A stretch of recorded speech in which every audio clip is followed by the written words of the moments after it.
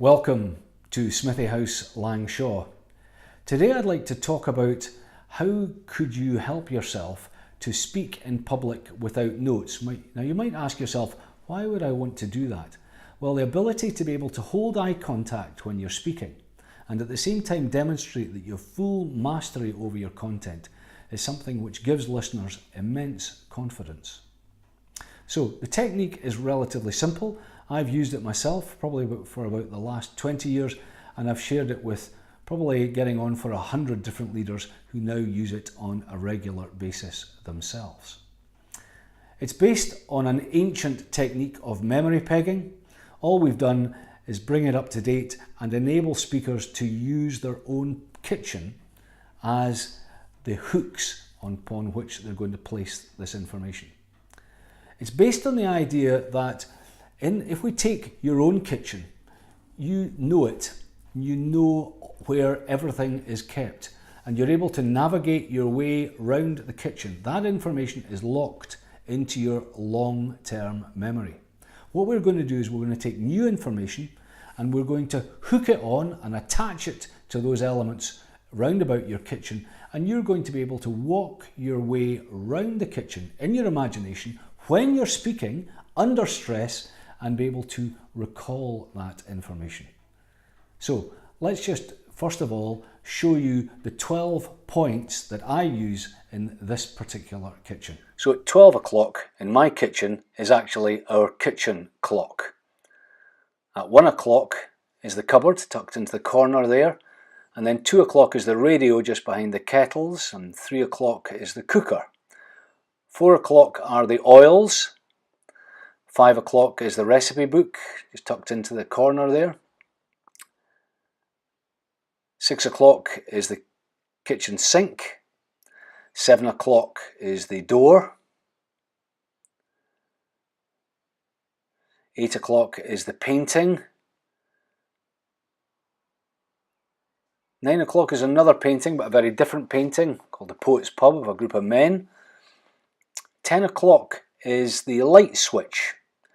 The door is 11 o'clock, and swinging around it takes us back to 12. So these are my 12 hooks that I use and that I attach the new information. Okay, so we've had a look at those points of my particular kitchen clock.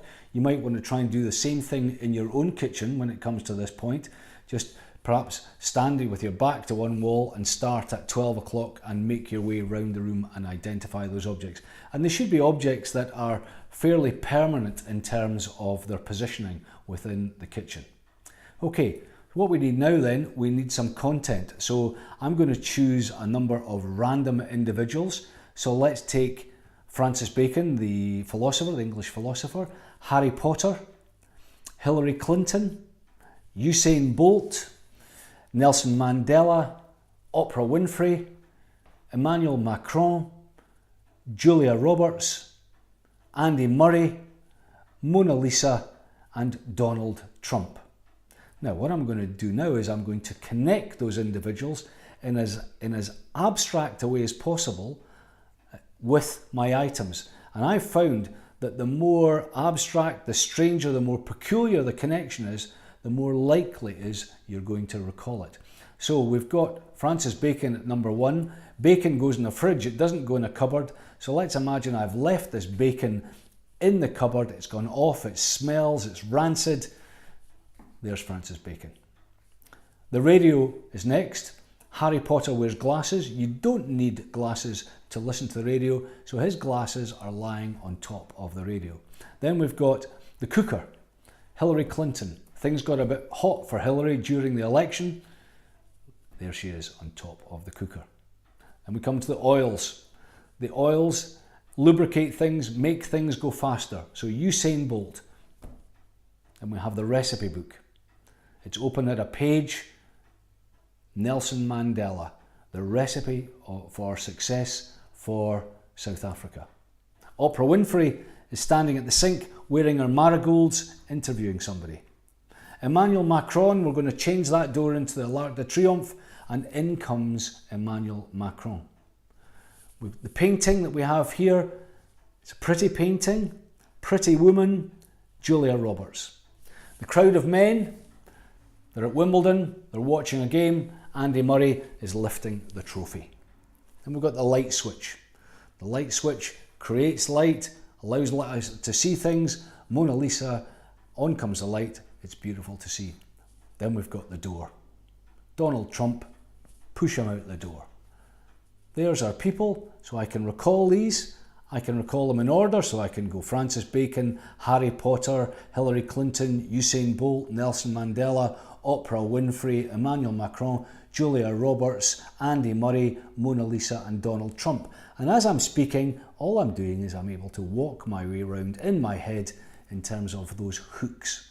I can reverse that, of course. I can go Donald Trump, Mona Lisa, Andy Murray, Julia Roberts, Emmanuel Macron, Oprah Winfrey, Nelson Mandela, Usain Bolt, Hillary Clinton, Harry Potter and Francis Bacon. The more you practice, the more you're able to do this. But I would suggest the first time out, if you're going to do it properly, is make sure you've got your notes in front of you. It's an incredibly liberating thing to try, and it allows you just to hold that information and hold the eye of those who are watching you. I wish you all the best with it.